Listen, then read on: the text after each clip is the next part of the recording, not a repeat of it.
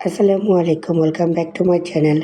আজ আমি খুব সহজভাবে আলু দিয়ে মুরগির মাংস রান্না করে দেখাবো।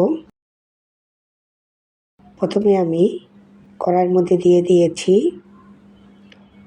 1/4 কাপ তেল, দিয়ে দিচ্ছি গরম মশলা 2টি দারচিনি, 5টি লবঙ্গ, 4টি এলাচ এবং 2টি তেজপাতা, আর সাথে দিয়েছি 8-10টি গোলমরিচ, দিয়ে দিয়েছি 1 কাপ পেঁয়াজ কুচি। পেঁয়াজ দিয়ে পেঁয়াজগুলোকে ভেজে নিতে হবে।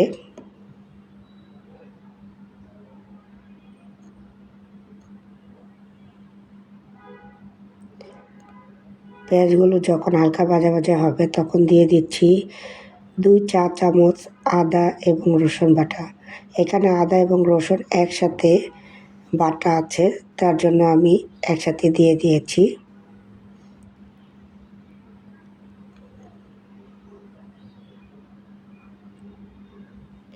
নেড়ে দিচ্ছি। নেড়ে আদা রসুনটা পেঁয়াজের সাথে ভেজে নিতে হবে। যখন আদা রসুন থেকে গন্ধটা চলে যাবে তখন দিয়ে দিচ্ছি গুঁড়া মশলা। দিয়ে দিয়েছি 1 চা চামচ হলুদের গুঁড়া, 2 চা চামচ মরিচের গুঁড়া, 1 চা চামচ ধনিয়ার গুঁড়া এবং 1 চা চামচ লবণ।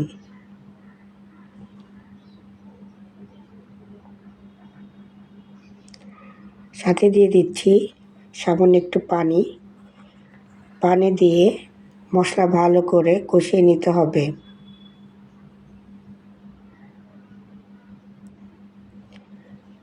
মশলা যত সুন্দর করে কষানো হবে ততই এই মাংসের স্বাদ বেড়ে যাবে।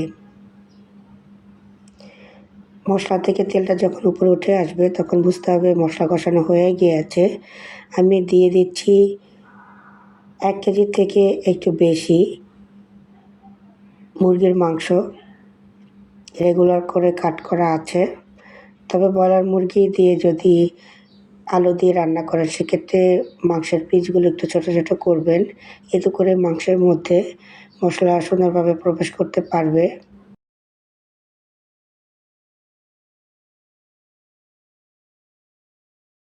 নেড়ে দিচ্ছি। নেড়ে দিয়ে ঢাকনা দিয়ে ঢেকে মাংস ভালো করে কষিয়ে নিতে হবে। ঢাকনা তুলে নেড়ে দিচ্ছি।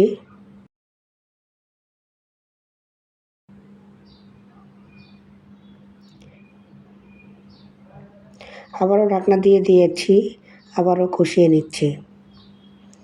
এভাবে 2 থেকে 3 বার সুন্দরভাবে ঢাকনা দিয়ে দিয়ে মাংসগুলোকে কষিয়ে নিতে হবে। মাংস থেকে অনেকটা পানি বেরিয়েছে।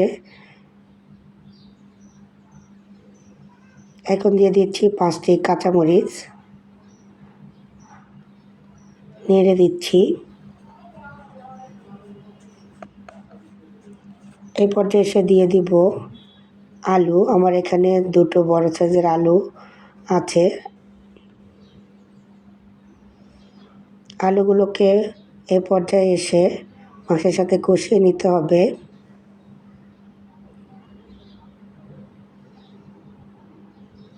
ঢাকনা দিয়ে দিচ্ছি এবং আলু মুরগির মাংস আবারও কষিয়ে নিচ্ছি।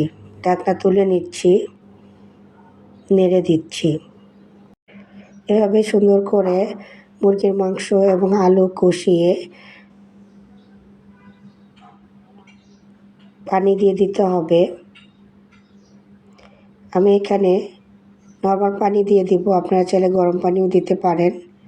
আমি আরও 2 মিনিট কষিয়ে নিচ্ছি। যখন তেলটা উপরে দেখা যাবে এ পর্যায়ে এসে কিন্তু পানিটা দিতে হবে। পানির পরিমাণ বেশি দেওয়া যাবে না।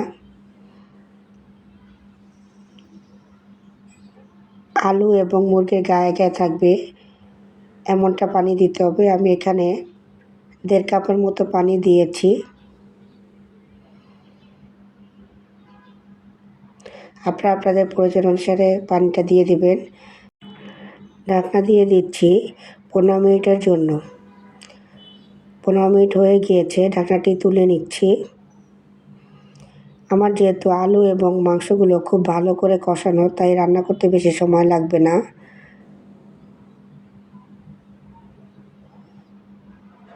ঢাকনা ছাড়া আমি আরও 2 থেকে 3 মিনিট ঝোলটা টানিয়ে নিয়েছি।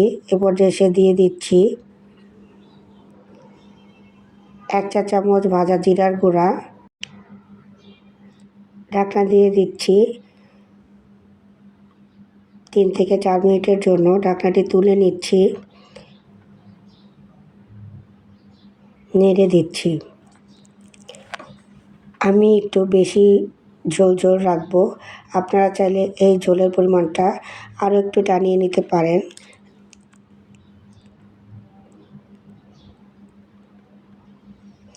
কারণ এই মাংসে আলু দেয়া আছে। চুলাটি বন্ধ করার পরে ঝোলটা আরও টেনে যাবে। আলু দিয়ে মাংস রান্না করলে ঝোলের পরিমাণ একটু বেশি রাখতে হয়, এতে করে বন্ধ করার পরে ঝোলটা আরও বেশি টেনে যায়। আমি চুলাটি বন্ধ করে দিয়েছি। এভাবে ব্রয়লার মুরগি আলু দিয়ে রান্না করলে ভাত, রুটি, পরোটার সাথে খেতে ভীষণই মজা।